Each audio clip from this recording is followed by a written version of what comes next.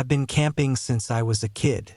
My dad took me out into the woods before I could even walk properly, and I learned everything from him: how to set up camp, how to track animals, how to tell the weather just by the smell in the air.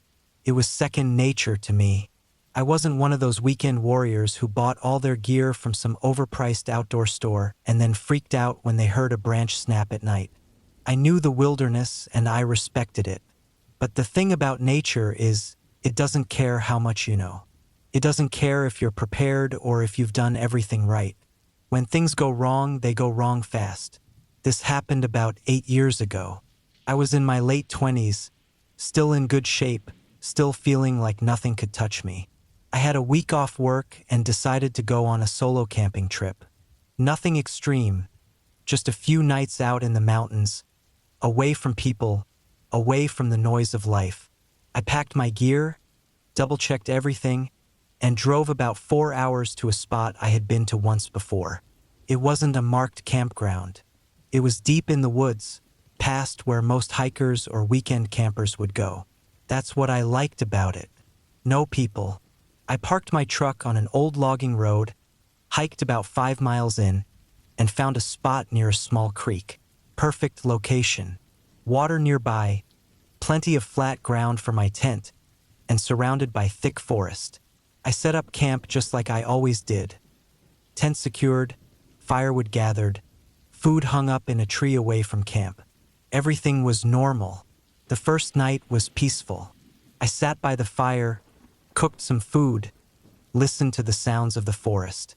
I släppte fine. The second day, I decided to do some exploring. I had a GPS with me, but I didn't need it. I had my compass and I kept track of landmarks. I hiked up a ridge to get a better view of the area. That's when I saw something strange. Down in the valley, maybe a mile away from my camp, there was an old cabin. I hadn't seen it on any maps. It looked abandoned, roof partially caved in, walls leaning at odd angles. I figured it was an old hunting cabin or maybe something left over from when the area was logged decades ago. I made a mental note to check it out the next day. That night, things felt different. It wasn't anything obvious at first, just a feeling. The forest was quieter. I didn't hear as many night sounds. No owls, no rustling in the underbrush. It was just still. I told myself I was being paranoid. Sometimes the woods are quiet. It doesn't mean anything. But then, around midnight, I heard something. A snap. Not like a branch falling from a tree. More like a deliberate step. Slow. Heavy. I lay in my tent, listening. My hand was already on my knife. Silence. Then another step. Closer. I controlled my breathing, kept still. The fire had burned down, just glowing embers now, so my camp was mostly dark. I didn't want to grab my flashlight and make myself a target. Another step. Whatever it was moving toward my tent. I've camped enough to know the difference between an animal and a person. Animals move with purpose, sniff around, make noise. This was different. Then nothing. For the next hour, I lay there, every muscle tense, listening. I never heard it walk away. By morning, I had convinced myself it was just an animal, maybe a deer moving strangely. But I still checked around my camp. There were footprints, not boot prints, bare feet, human. The tracks came from the direction of the old cabin. I packed up and left. I hiked fast, barely stopping, retracing my path back to my truck. Every now and then, I checked behind me, but I never saw anything. By the time I reached my truck, my nerves were shot. I threw my gear in the back, started the engine, and got the hell out of there. I don't know who was out there or why they were watching me, but I do know one thing. I wasn't alone.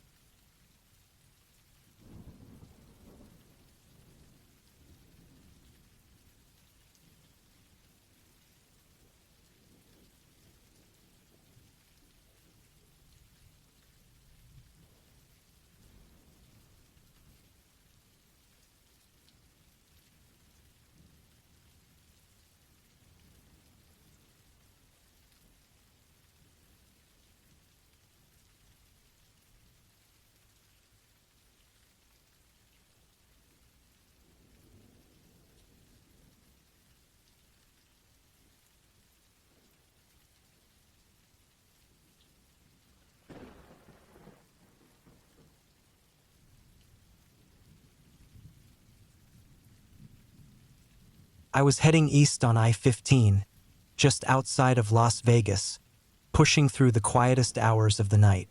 The clock on my dash read 3:02 a.m.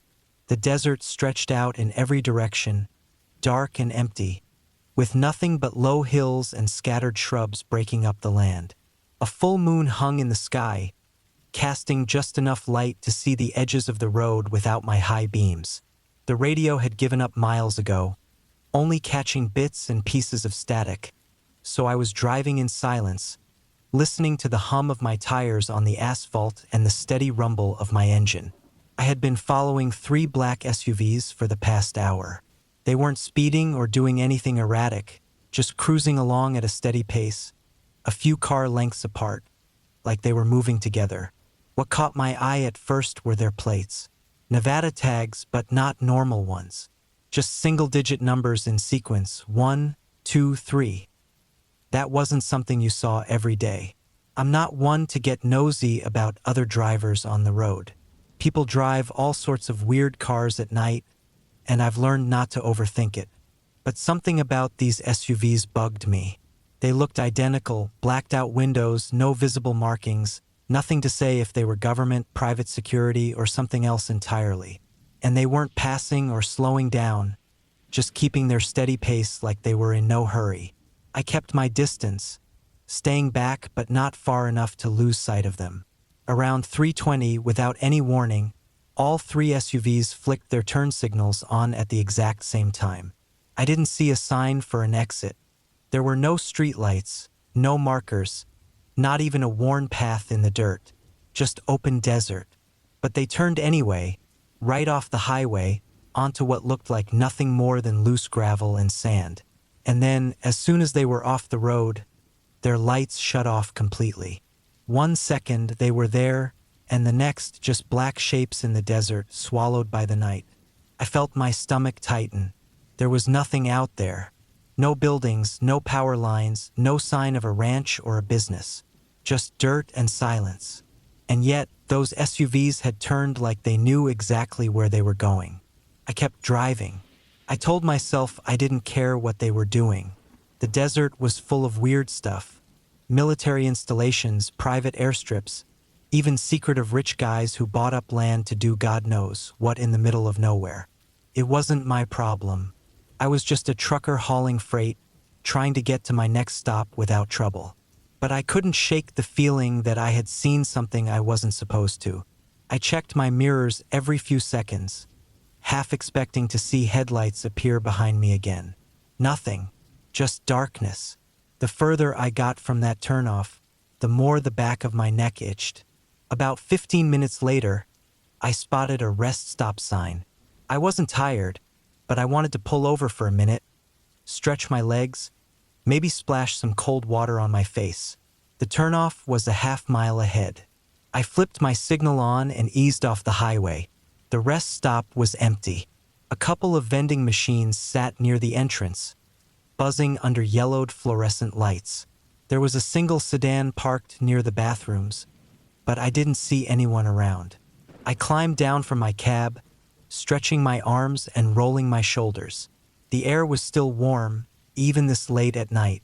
I leaned against my truck and looked out over the highway, half expecting to see those SUVs again in the distance. But the road was empty. I let out a breath and rubbed my eyes. Maybe I was making too much of it. Maybe it was nothing. I decided to grab a drink from the vending machine. I walked over, dug a couple of quarters out of my pocket, and pressed the button for a bottle of water. The machine whirred, the bottle dropped, and I bent down to grab it. And that's when I noticed the footprints. They weren't mine. A few feet away, leading from the edge of the rest stop toward the vending machines, were fresh boot prints in the dust, the kind left by thick-soled military or tactical boots. I stood up slowly and looked around. The rest stop was dead silent. No wind.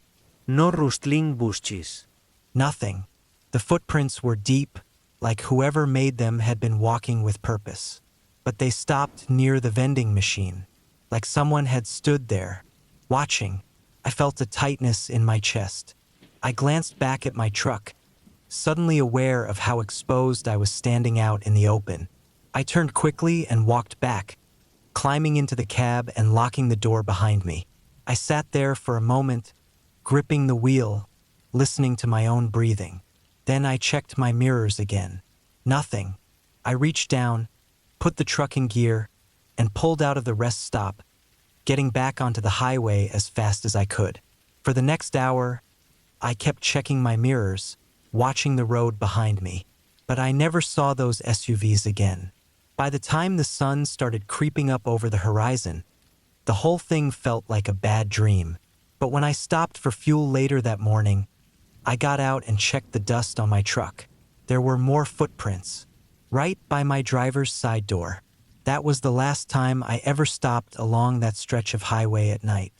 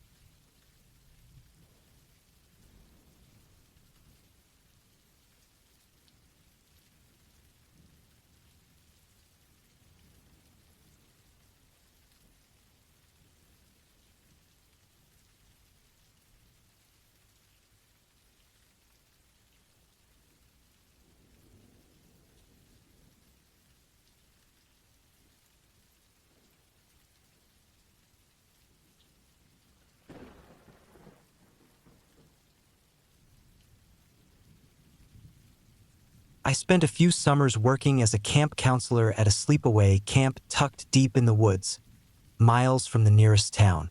The kind of camp that had been around for decades, where the cabins were old, the trails were worn, and every counselor had a story about something weird that had happened over the years. It was the kind of place where the darkness felt heavier at night, where the trees swallowed the last bits of daylight and left everything feeling just a little too quiet. We always told ghost stories around the campfire. It was a tradition. The younger kids got the fun, silly ones, but the older campers wanted something scarier. Something that would stick with them when they lay in their bunks at night, staring at the ceiling, listening to the sounds of the forest outside. I had my own go-to story, a tale about a ghost that killed people unless they gave him 2 of their teeth and 2 names of other people to take instead. It was the perfect mix of creepy and ridiculous, something that would make the campers uneasy but still let them laugh it off at the end. But the real trick, the thing that made it unforgettable, was what I did after. See, when I was a kid, 2 of my adult teeth never came in.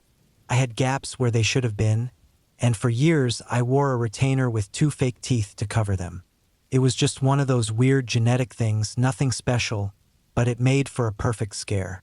At the end of the story, right before sending the kids off to bed, I'd quietly pop the retainer out and give them a big, wide grin, showing the empty spaces in my mouth. That moment, the realization in their eyes, the way the fear flickered into something real, was the best part. It was all harmless fun, until one summer, when something happened that I still can't explain. It was late July, the middle of the season. By then, the campers and counselors had settled into the rhythm of things. The newness had worn off, and we all felt comfortable, like we belonged there. The days were long and hot, filled with swimming, hiking, and endless games. The nights were cool, heavy with the scent of pine and campfire smoke. It was easy to forget the outside world existed. That night, my co-counselor and I had taken our group of campers down to the fire pit by the lake for stories. It was one of the last nights of the session, and we wanted to make it count. The fire crackled, reflecting off the water, and the kids huddled close together, wrapped in blankets and sweatshirts. The air buzzed with nervous energy, that perfect mix of excitement and unease that came with a good scary story. I told my usual one, drawing it out, letting the suspense build, watching their faces in the firelight. They hung on every word, eyes wide, breaths held. When I got to the end, when I told them about the ghost's demand for 2 teeth, I reached up and popped out my retainer. The reaction was immediate: gasps, shouts, a few kids scrambling back in pure, unfiltered terror. Perfect. We laughed it off, calmed them down, and sent them back to their cabins, still buzzing from the scare. My co-counselor and I stayed behind for a bit, letting the fire die down, enjoying the quiet. Eventually, we headed back to our own cabin, exhausted but satisfied. Sometime in the middle of the night, I woke up. It wasn't unusual. Camp was full of noises, the wind through the trees, the occasional rustle of an animal moving in the brush. But this was different. I lay still, listening. The cabin was dark, the only light coming from the moon through the windows. My co-counselor was asleep in his bunk across the room, breathing slow and even. Everything was quiet. Then I heard it, a soft rustling just outside the cabin. Not the wind, not an animal. Something deliberate. I sat up slowly, my heart already pounding. The cabin door was closed, but the windows were open, letting in the cool night air. I strained my ears, trying to pick out the sound again. There it was, closer this time. A shuffling, almost hesitant, moving along the wall outside. I reached for my flashlight, gripping it tight. My mind raced through possibilities. One of the kids sneaking out? A prank from another counselor? I swung my legs over the side of the bunk, my feet hitting the wooden floor. The boards creaked softly under my weight. The sound outside stopped. I held my breath. For a long moment, there was nothing. Just the wind, the distant sound of the lake lapping against the shore. Then, slow and deliberate, something pressed against the window screen. Not hard, just enough to make it bulge inward slightly, like someone testing it. I flicked on the flashlight and aimed it at the window. Nothing. The screen was still, the woods beyond empty. My pulse hammered in my ears. I waited, the beam of my flashlight cutting through the dark. A minute passed, then another. Finally, I let out a breath. Maybe it had been my imagination. Maybe I dreamed the whole thing. I turned off the light and lay back down, my body tense, my mind unwilling to relax. I stayed awake for a long time, listening, but the sound didn't come back. Morning came, bright and normal, the events of the night already fading into that strange, uncertain space between dream and memory. But when I stepped outside, stretching in the morning sun, I saw them, 2 small, white shapes, sitting just outside the cabin door. Teeth. I stared at them, my stomach dropping. They looked real, smooth, slightly yellowed, like they had been there for a long time. I bent down, hesitating before picking them up. They were cold. Too cold for something that had been outside all night. My mind struggled for an explanation. A prank? Some kind of coincidence? But who would do this? I looked around. The woods were the same as always, quiet and still. Nothing out of place. I felt a chill crawl up my spine. I took the teeth and buried them near the fire pit, deep in the dirt, not sure why but feeling like I had to. I didn't mention it to anyone. What would I even say? The rest of the summer passed without incident. But I stopped telling that story, and I never, ever took out my retainer at camp again.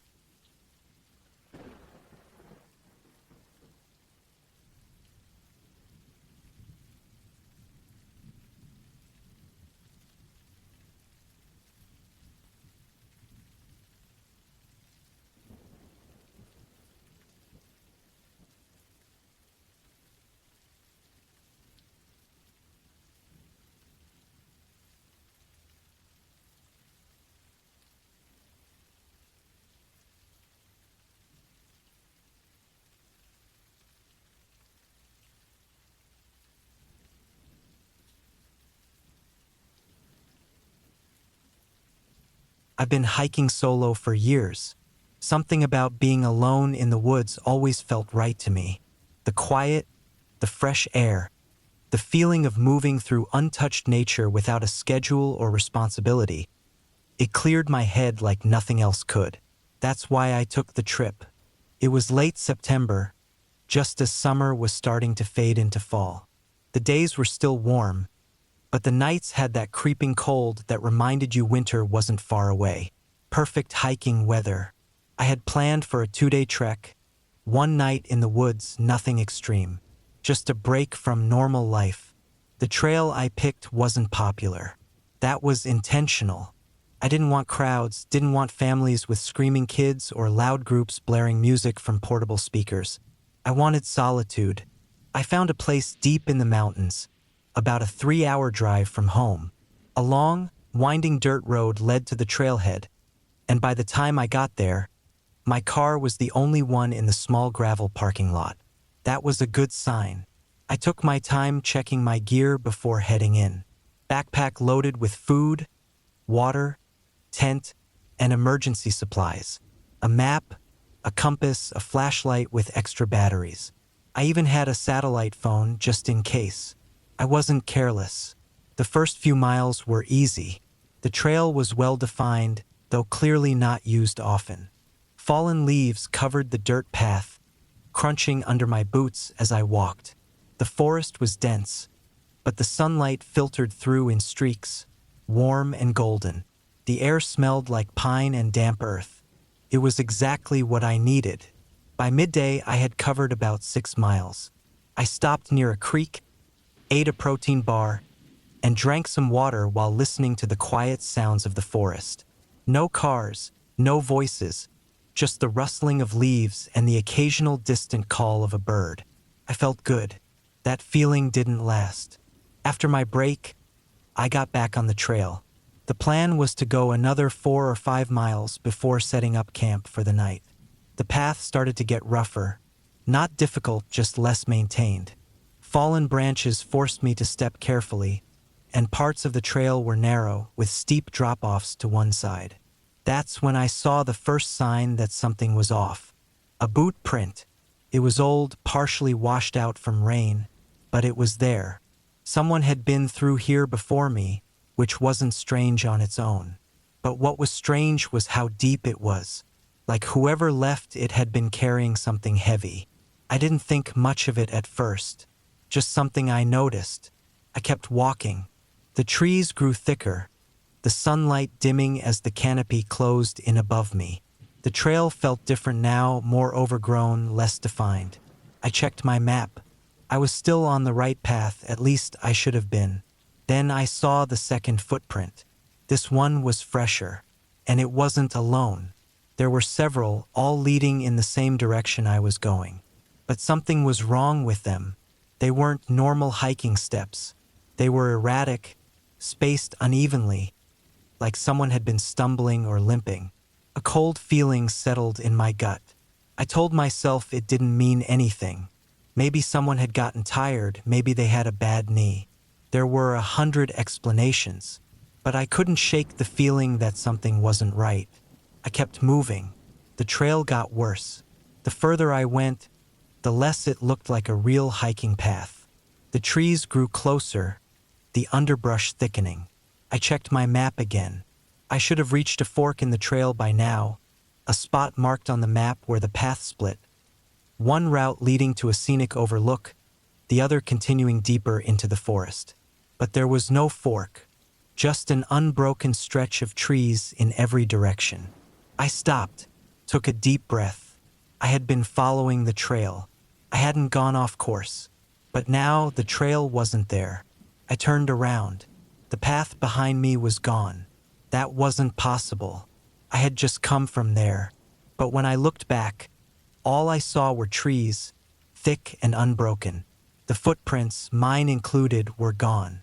I stood there for a long time, heart hammering, trying to make sense of it. The air felt heavier. The forest was silent. No birds. No wind. Then I heard it. A sound. Faint, distant, like something moving through the trees. Not an animal. Something bigger. I turned in slow circles, scanning the forest. Nothing, just trees stretching in every direction.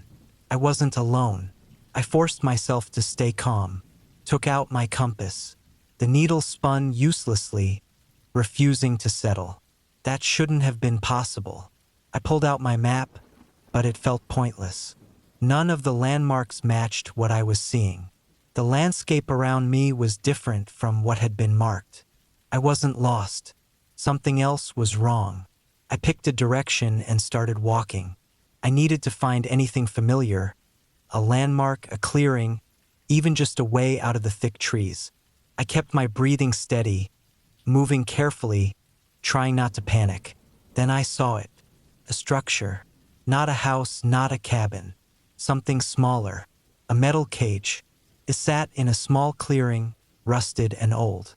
Too big for an animal trap, too small for a proper holding cell. The bars were bent in places, the door hanging open. And inside, something lay crumpled on the ground. Bones. A mix of animal and human. I stared at it, stomach twisting. Then, behind me I heard movement. Slow. Deliberate. I didn't turn around. I walked. Then I walked faster. Then I ran. Branches tore at my arms. Roots tried to trip me, but I didn't stop. I ran until my lungs burned, until I thought I was going to collapse. Then suddenly I was back at the trailhead. I don't remember how I got there. One moment, I was deep in the woods, running from something I never saw. The next, I was standing beside my car, gasping for breath, covered in scratches and dirt. I didn't question it. I just got in my car and drove. I never went back. Some places aren't meant to be found. I always preferred solo camping over group trips. I liked the silence, the solitude, the feeling of being completely cut off from the rest of the world. No schedules, no distractions, just me, my gear, and the woods. This trip was no different. I had planned it for months, choosing a remote spot deep in the wilderness of Washington State. It was far from any official campsites, a place I found on an old topo map. A valley nestled between steep ridges, with a river running through the middle. The nearest road was over 10 miles away, and even that was nothing more than an unmaintained Forest Service road. It was exactly the kind of place I liked. Isolated, untouched, quiet. I started the hike early in the morning. The first few miles were on a faint, overgrown trail, but eventually I had to rely on my map and compass to navigate. The forest was thick, dense with towering evergreens and tangled underbrush. The air smelled like pine and damp earth. Birds called out from the trees, and somewhere in the distance, I heard the steady rush of water. By the time I reached the valley, the sun was already dipping low. The river was just as I'd imagined it. Clear, fast-moving, lined with smooth rocks. I found a flat spot on the bank and started setting up camp. First, the tent, then the fire pit. I gathered wood, stacked it neatly, and got a small fire going as the last light faded from the sky. The heat felt good against the evening chill. I cooked a quick meal, ate while staring into the flames, and let my mind settle into the rhythm of the woods. As the fire crackled, I started to get that feeling. The one I always ignored at first. The prickling at the back of my neck. The sense of being watched. It was common when camping alone, just a natural reaction to being so exposed. My brain playing tricks on me, filling the silence with imagined threats. I brushed it off and focused on the fire. The woods around me were quiet, just the occasional rustle of wind through the trees. Nothing unusual. But then I heard something, a soft crunch. Not close, but not far either. Somewhere in the darkness beyond the firelight. A footstep. I froze, my heart hammering. I listened. Silence. Could have been anything. A deer, a raccoon, even just a branch falling. I waited, every muscle tensed. Nothing else moved. Eventually, I let out a slow breath and stood up. I grabbed my flashlight and swept it across the trees. The beam flickered over trunks, branches, undergrowth. Nothing. Still, I couldn't shake the feeling. I stayed up longer than I had planned, letting the fire burn low before finally forcing myself into the tent. I lay there in my sleeping bag, staring at the nylon ceiling, listening. Every sound felt magnified: the river, the wind, the distant call of an owl. I told myself it was just my imagination, that I was alone out here. At some point, exhaustion won. I drifted off. I woke up suddenly. I didn't know why at first, just that something was wrong. I listened. The fire was out, the night deep and black. The river was still rushing, the wind still whispering through the trees. Then I heard it, a sound close to my tent. Soft, careful, a footstep. My body went rigid. I reached for my flashlight with slow, deliberate movements. My fingers wrapped around it, my thumb pressing against the switch. I waited. Another step, closer this time. I clicked the light on. The beam shot through the darkness, illuminating the thin fabric of my tent. Shadows shifted. Something moved just outside. I barely breathed. The shape didn't move for several seconds. Then slowly it backed away. I stayed frozen, listening as the footsteps retreated into the trees. I didn't sleep the rest of the night. As soon as the sky started to lighten, I packed up. My hands were shaking as I rolled up my sleeping bag, shoved my gear into my pack. I wanted to be gone before whoever or whatever was out there came back. As I was taking down my tent, I saw them. Footprints. Not boots. Not animal tracks. Bare feet. They circled my campsite, stopped just outside my tent. I hiked out fast. Didn't stop. Didn't look back. Took me almost the entire day to reach my truck. When I finally saw it, sitting there on the empty dirt road, relief washed over me so hard I almost dropped to my knees. I threw my pack in the back, climbed in, and locked the doors. Then, just as I was about to start the engine, I saw something in the trees. A figure, standing just at the edge of the forest, half hidden in the shadows. Watching. I didn't wait. I started the truck, tore down that road faster than I ever had in my life.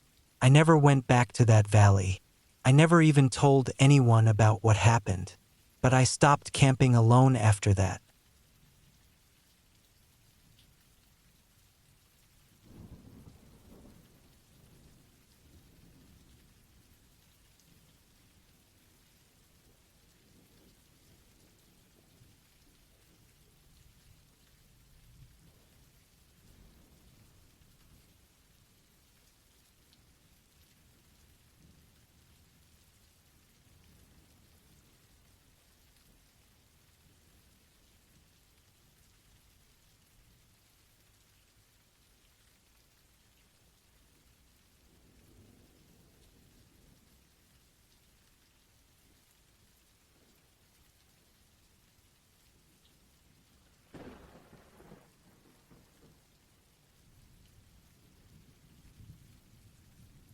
I had been driving long enough to know when something didn't feel right. I was running a long-haul trip from Illinois down to Arizona, hauling a load of construction materials, mostly rebar and steel beams, heavy but secure. It was a trip I'd done before, mostly interstate, no major mountain passes or tricky back roads. Just a lot of straight, open highway and long stretches of nothing in between. It was late September, the weather still decent but starting to cool off, especially at night. I had planned to make it down to a truck stop outside Oklahoma City before shutting down for a few hours, but I was running ahead of schedule. The road had been clear, and traffic was light, so I figured I'd push a little farther before stopping. I had been on the road for close to 11 hours already, only stopping for fuel once. I wasn't exhausted yet, but I could feel the weight of the drive settling in. My back ached, my legs felt stiff, and my eyes burned from staring at the road for too long. The sun had set about an hour ago, and the stretch of I-40 I was on was quiet, just the occasional set of headlights in the distance, most of them other truckers running night shifts like me. The sky was clear, the stars bright, but out here, that only made the emptiness feel bigger. I kept the cab cool to stay alert. The low rumble of the engine, the only sound besides the tires humming against the asphalt. Then I saw something up ahead. At first, it was just a glow, taillights in the distance, dim and barely moving. As I got closer, I could make out the shape of a vehicle on the side of the road. A pickup, dark-colored, pulled onto the shoulder at a slight angle. Nothing unusual about that. People pull over all the time. Maybe a breakdown, maybe a flat tire. I slowed slightly as I passed, just enough to check if there was someone outside needing help. There was no one, just the truck sitting there, idling, taillights glowing red in the dark. The driver's side door was open. I kept moving. Something about it didn't sit right. I kept checking my mirrors, expecting to see someone step out of the darkness, maybe waving for help, maybe just standing there watching. But there was nothing. After a few more miles, I let it go. It wasn't my problem. If they needed help, they could call for it. I had learned a long time ago not to get involved with roadside situations unless it was a real emergency. But then, about 20 minutes later, I saw another truck. Same make, same model, same dark color, same open driver's side door. This one was farther off the road, barely visible in the darkness. No hazards on, no signs of movement, just sitting there like the first one.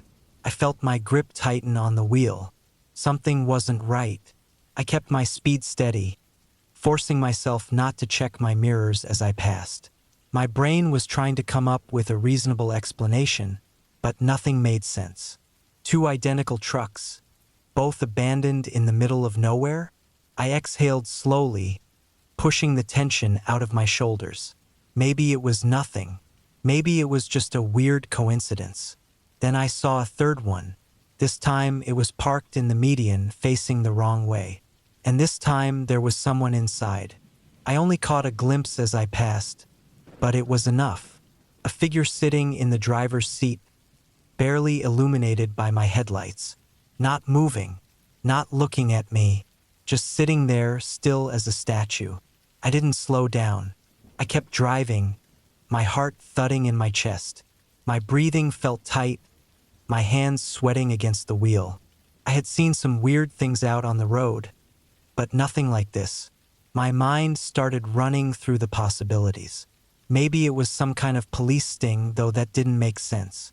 Maybe it was a setup, a bait trap for someone dumb enough to stop. Or maybe I shook my head.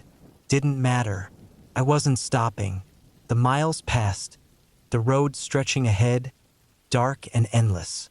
I tried to focus, tried to let it go, but I couldn't shake the feeling that something was off. Then I saw the headlights. In my mirrors, far behind me, just two pinpricks of light at first. But they were moving fast. Too fast. I kept my speed steady, watching as they gained on me. My stomach clenched as they got close enough for me to see. Pickup truck. Dark-colored. I swallowed hard, keeping my hands firm on the wheel. My mind was racing now, running through my options. If they tried to run me off the road, I was heavy enough that they wouldn't win that fight. But if they had guns, I forced the thought down. Stay calm. Stay smart. The truck pulled into the left lane, speeding up to match my pace. I didn't look over. Didn't give them any reason to think I was rattled. Then, just as suddenly as they had appeared, they cut their lights, vanished into the dark. My pulse pounded in my ears. I could still feel them there, somewhere, running beside me in the blackness. I kept going. 5 minutes passed, then 10. Nothing. Then, ahead of me, I saw it. Another pickup, parked across both lanes. I hit the brakes, my tires screaming against the pavement, my trailer groaning from the sudden force. I felt my rig shudder, but I kept control, easing onto the shoulder as I came to a full stop. My lights washed over the truck blocking the road. It was empty. The driver's door was open, and behind me, I heard the sound of tires on gravel. I didn't hesitate. I threw the truck into reverse, slamming the pedal down. My trailer swung slightly as I backed up, my heart racing. Then, just before I hit the ditch, I cut the wheel hard and gunned it. The truck roared forward, my trailer fishtailing slightly as I tore back onto the highway. In my mirrors, I saw movement. Figures spilling out from the darkness, scrambling toward the abandoned truck. I didn't stop to see who they were. I just kept driving. I made it to the next town in record time, pulling into a well-lit gas station, my hands still shaking as I shut off the engine. I sat there for a long time trying to process what had just happened. No cops, no reports, nothing on the news. Just another quiet night in the middle of nowhere. But I knew better. I never took that route again.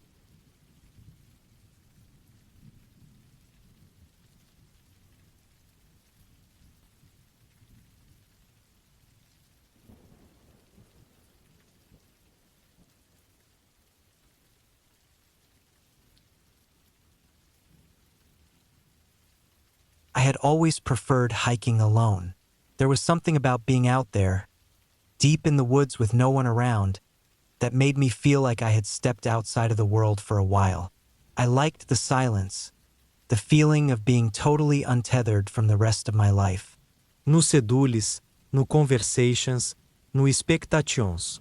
Just me, the trail, and the sound of my own footsteps.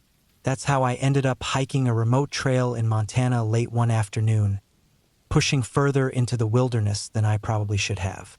I had been on a road trip for a few weeks, moving through the northern states, camping out when I could, staying in cheap motels when I couldn't.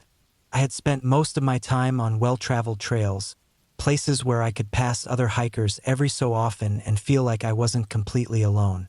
But that morning, I had stopped at a small gas station on the edge of a town I barely remember the name of, and the guy behind the counter told me about a trail a few miles out. No one really goes up that way, he had said. Not because it's dangerous, just kind of out of the way. That was exactly what I wanted to hear. So I drove out there, found the unmarked dirt lot he had mentioned, and set off into the woods with my pack strapped tight to my shoulders. It was perfect at first. The trail was well maintained but clearly not heavily used. The trees were thick, towering overhead, their branches swaying gently in the wind. I could hear birds, the distant rush of a stream somewhere off to the right. Felt like I had stepped into another world. I should have turned back before it got dark. I had planned to hike out about 4 miles, then loop back before the sun set. But the trail was beautiful, and I kept pushing forward, telling myself I would turn around just after the next bend, then just after the next clearing. Before I knew it, the sun was starting to dip behind the trees, and I was farther from my car than I had meant to be. I wasn't worried yet. I had my flashlight, extra water, and a small knife clipped to my belt. I had hiked alone plenty of times before, even in low light. I knew what I was doing. At least I thought I did. I was about 2 miles from my car when I first noticed the silence. Not just quiet, the total suffocating absence of sound. The birds had stopped. The wind had died. Even the distant rush of the stream was gone. I stopped walking. The woods felt heavy, like they were pressing in around me. I held my breath, listening hard, trying to pick up anything. An insect buzzing, a branch creaking, my own heartbeat. Nothing. That was the first time I felt it. That slow, creeping awareness that something wasn't right. I turned my flashlight on, sweeping the beam across the trees. Everything looked the same as it had before. Just woods, just the trail, just me. But the silence lingered. I started walking again, a little faster now, my boots crunching against the dirt. It was the only sound in the world. And then, just as suddenly as it had stopped, the forest came back to life. A bird chirped. A breeze rustled the leaves. The distant stream was there again, whispering through the trees. I let out a breath I hadn't realized I was holding. Just my imagination, I told myself. just my mind playing tricks on me. But I picked up my pace anyway. About a mile from my car, I saw the first footprint. It was right there in the dirt, just off the side of the trail. Deep, clear, recent. It wasn't mine. I stopped, shining my flashlight over it, my stomach twisting. It was a boot print, same as mine, but bigger, wider, and it was pointing perpendicular to the trail, as if someone had stepped out of the woods, paused, then stepped back in.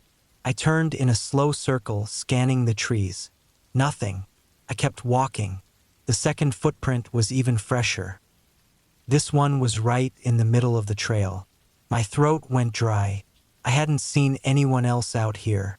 No one had passed me. No one should have been this deep in the woods at this hour. I swept my flashlight along the ground, looking for more prints. There were none, just that single boot print pressed firm into the dirt. I took a step back, my body tense. My heart was beating too fast now. Then I heard it, the snap of a branch, somewhere off to my left. I swung my flashlight in that direction, my pulse hammering. The trees stood still, thick and unmoving. I waited, ears straining. Nothing. After a long moment, I forced myself to keep moving, my legs stiff, my breath tight in my chest. I was almost to the car. I just needed to get there. The last stretch of trail felt endless. I kept my flashlight low, sweeping the beam along the ground, watching for more footprints, for movement, for anything. The silence had returned, thick and absolute. Then, finally, I saw it, the dark shape of my car sitting in the dirt lot up ahead. Relief flooded me. I was almost there. And then, just as I stepped off the trail, I caught one last thing in the flashlight beam. Another boot print. This one was different. It was facing mine, like someone had been standing there, waiting, watching. I didn't stop. I didn't look around. I walked straight to my car, yanked the door open, and got inside, locking the doors the second I was in. My hands were shaking as I started the engine, my headlights flooding the empty lot. Empty, but I didn't wait. I pulled out fast, my tires kicking up dust, my eyes fixed on the road ahead. I didn't breathe properly until I was miles away. I don't know what happened out there. I don't know who made those footprints. Maybe it was just another hiker, though that seems unlikely. No one parks at that trailhead. No one hikes out there. It's too isolated, too empty. I keep thinking about that last footprint, the one facing mine, like someone had been standing there, waiting, and I wonder how long had they been out there, and how close had they gotten without me knowing.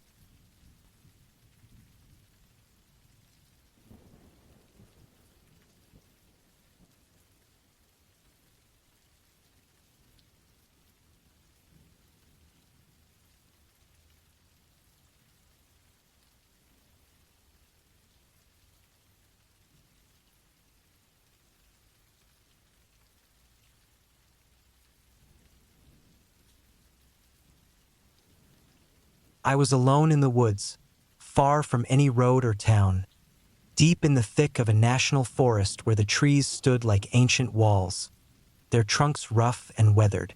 The only sounds were the occasional rustling of the underbrush, the chirping of unseen birds, and the quiet whistle of wind slipping through the canopy. I had planned this trip for weeks, 3 days alone, just me and the wilderness. I wanted to get away from everything. The noise of the city, the stress of work, the endless notifications on my phone. I didn't bring it with me. No GPS, no Messages, no Distractions. Just a paper map, a compass, and a tent strapped to my back. The first day was peaceful. I hiked through miles of forest, following a winding trail that twisted through valleys and over ridges. The trees here were tall and packed tight, their branches so thick that the sunlight barely reached the forest floor in some places. When I stopped for a break, I could hear nothing but the wind and the occasional distant snap of a branch. I set up camp in a clearing beside a slow-moving creek. The water was clear and cold, running over smooth stones, making a soft, trickling sound. It was the perfect spot, flat ground, a good view of the surrounding woods, and easy access to fresh water. I pitched my tent, gathered wood for a fire, and settled in for the night. As the sun dipped below the treetops, I sat by the fire, eating a simple meal from my pack. The flames crackled softly, casting flickering shadows across the trees. The darkness in the woods beyond my little campsite was absolute. Without the fire, it would have been like staring into a void. I should have slept well that night, but I didn't. I woke up more than once to silence so deep it made my skin crawl. No wind, no insects, no distant sounds of animals moving through the brush. Just complete, suffocating silence. It was the kind of quiet that made you feel like something was out there, watching. The next morning, I pushed the unease aside. It was just my mind playing tricks on me, I told myself. I packed up my things and continued hiking deeper into the woods, away from the more traveled paths. I wanted to be completely alone out here. By midday, I reached a steep ridge that overlooked a dense valley. I climbed down carefully, my boots slipping slightly on the loose dirt. The air down here felt different, thicker, almost heavy. The trees grew taller, their branches twisted, their trunks covered in deep grooves. The undergrowth was dense, filled with ferns and tangled roots. As I moved through the valley, I saw something that made me stop. A tree with long, deep claw marks running down its bark. The cuts were fresh, the exposed wood still pale and raw. Some kind of animal, I figured. A bear, maybe. I moved on, keeping my eyes open for any sign of large predators. I had bear spray in my pack, but I knew that wouldn't help much if I startled something big. An hour later, I stumbled upon something stranger. A small pile of bones at the base of a tree. They were clean, white, picked dry. Too small for a deer. Maybe a rabbit, but there were a lot of them. Scattered, as if something had been feeding here. I kept moving. The day passed slowly. The deeper I went, the more I noticed little things that felt off. Trees with deep gouges in the bark. Patches of ground that looked like they had been dug up. Twisted branches that seemed to have been broken recently. By late afternoon, I decided to set up camp before it got dark. I found a small clearing, pitched my tent, and built a fire. As I was gathering wood, I noticed something in the dirt nearby, a footprint. It was large, bigger than my own boot print. But what unsettled me wasn't the size. It was the shape. The front half looked normal, but the back half dragged, as if whatever made it had been limping or dragging one leg. The fire felt like a weak barrier against the vast darkness beyond its reach. As I sat beside it, I kept my ears open, listening for anything unusual. The sounds of the forest had returned, chirping insects, the occasional rustle of leaves. But every so often, I thought I heard something else. A soft shuffling, just beyond the light of the fire. I barely slept that night. The next morning, I felt exhausted, but I forced myself to pack up and keep moving. I wasn't ready to turn back yet, but something in my gut told me I needed to be more careful.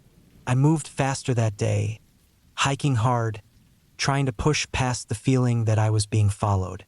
The deeper I went, the worse it got. More clawed trees, more scattered bones, more footprints, always with that dragging gait. By the time the sun began to dip, I knew I had made a mistake going this far. I should have turned back earlier. Now I was too deep into the woods, too far from my starting point. I set up camp in a small clearing, not bothering with a fire. I didn't want to draw attention. That night I barely moved. I lay in my tent, listening. Every sound made my heart race. At some point I heard it again, that dragging step moving through the brush. It was slow, deliberate, closer than before. I stayed still, holding my breath. The footsteps stopped just outside my tent. For what felt like hours, there was nothing. Then, slowly, they moved away, fading into the distance. At first light, I packed up and started back the way I came, moving as quickly as I could. I didn't stop to rest, didn't stop to eat. I just walked. Sometime in the afternoon, I reached the creek where I had camped the first night. I felt a small sense of relief.